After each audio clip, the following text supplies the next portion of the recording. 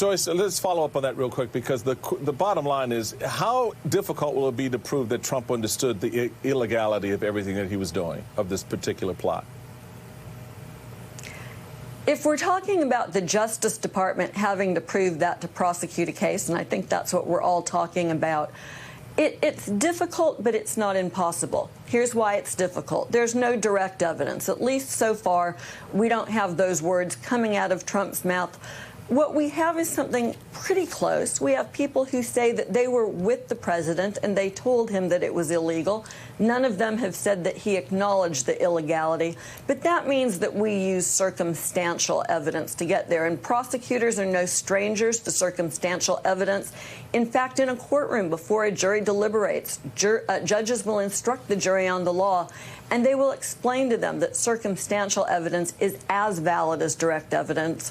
When you're coming to these sort of difficult issues like what was going on inside of someone's head, you're often forced to rely on circumstantial evidence. So this constant barrage of person after person explaining that it was illegal, the loss in over 60 lawsuits where not a single judge found that there was fraud in the election, including 10 judges appointed by Trump himself.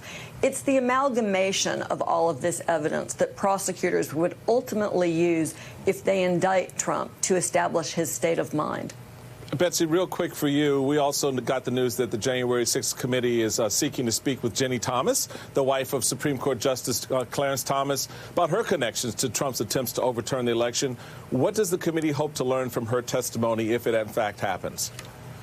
Well, what they're interested in, of course, is the work that she was doing leading up to the president's effort to overturn the election, and any information that she might have about John Eastman, the work that he also was spearheading. What's really, really, really, really weird about this is that it took the committee such a long time, even just to send Ginny Thomas a polite letter, not even a subpoena, respectfully asking her to come in and answer a few questions. For months now, we've known that Ginny Thomas was connected to this scheme to overturn the election result.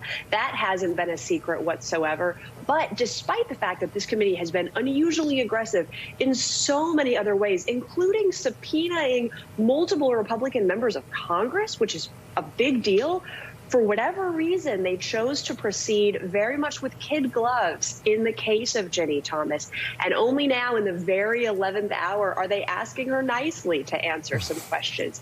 It was internally inconsistent, the way the committee handled its approach to Ginny Thomas. It's something that generated friction within the committee. And the question now, of course, is going to be, will the committee have buyer's remorse if they finally get the information they want from her and realize that it could have been helpful many months ago? Yeah, therein lies the rub. Betsy Woodruff Swan and Joyce Vance, thank you both for being with us this morning.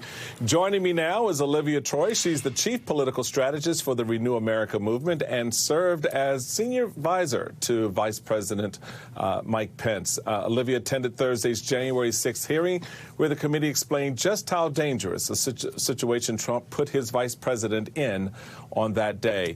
Olivia, great to see you this morning. What was it like for you attending this hearing on Thursday? Did you have a sense before or know before the hearing just how close that violent mob made it to Vice President Pence? I had certainly been concerned in the lead up to January 6th that there was going to be violence, and I was very concerned as Trump began tweeting and really bringing the wrath to Mike Pence that his life would be in danger. But I never imagined that the mob would come within 40 feet of him. And when they said that, I was in the hearing. I had to tell you, Michael, I had to turn away from watching the footage. I looked away. I looked at Aquilino, Sergeant Goodell, and I looked over at Greg Jacob, who was sitting there realizing how close they came to threatening his own life as well, who also, he said he could hear the mob, he could hear the chants, but he had no idea that they had come that close. And it just goes to show the grave danger of that moment where the president of the United States put his own vice president in such danger. And I still, it's a thing that I know is real, but it is so hard to process to think that this happened in the United States. Yeah, it is a stunning revelation to come to that truth about, your boss, your friend, your partner. You know the vice president very well. I know him. You know a lot better than I do. You worked very closely with him. What is the sense you think that he had? What was going through his head, about all of this and getting this information about this situation he was in and realizing I'm kind of out here on an island by myself? Yeah, I think he was certainly stuck in this moment, and I think he's grateful that his family was there, although also their lives were in danger. Seeing those pictures of him and Charlotte Penn standing there while he looks at the video of the president when he finally calls the rioters off was just so striking and unbelievable. But I think going into it, Mike Pence knows Donald Trump. He knows what he's capable of. He's seen him bully people. So I don't know that he was surprised going into it that this is the wrath he would incur. I think that being his most loyal soldier, did he think this day would come? Probably not. But I certainly think he went into the situation knowing the risks and knowing the anger that was going to come his way. Now, do I think that he thought that the mob would be charged in his direction? Likely not. But I had certainly seen the chatter online. And as I watched sort of the rhetoric, look, I went into hiding for myself. I protected my own family because I knew what would be descending on the town of Washington, D.C. So we've seen what Donald Trump's words are capable of when it comes to galvanizing his supporters. Yeah, we haven't heard a lot from the vice president in all of this, and he's going about his business, probably laying the grounds for a 2024 presidential run. As we've learned more details about this phone call between the president and the vice president, why hasn't he said anything? Why hasn't he come forward and been more public about that moment with the president and the moments on the Hill on January 6th? Yeah, I think he's relying on people like Greg Jacob and Mark Short, who worked very closely with them, to tell the truth about the facts and everything that went on behind the scenes. So I don't think that he would have much more to share other than that conversation directly that he had with the president. I do know that Mike Pence takes executive privilege very, very seriously, and so that could be kind of part of it. But look, to be honest, I've been wanting Mike Pence. I've been wanting my former boss to come forward and speak publicly about this and address it.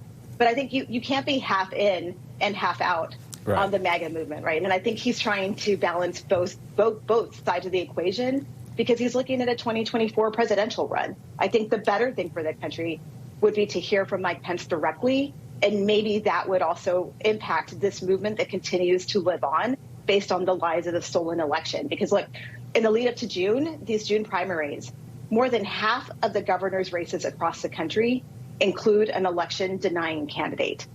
And I say this to bring the point that this situation that developed inside the White House with Donald Trump and all these people who knew what they were trying to do was illegal still is impacting our country today and will continue to impact possibly future elections to come. And that is a very serious thing for our country.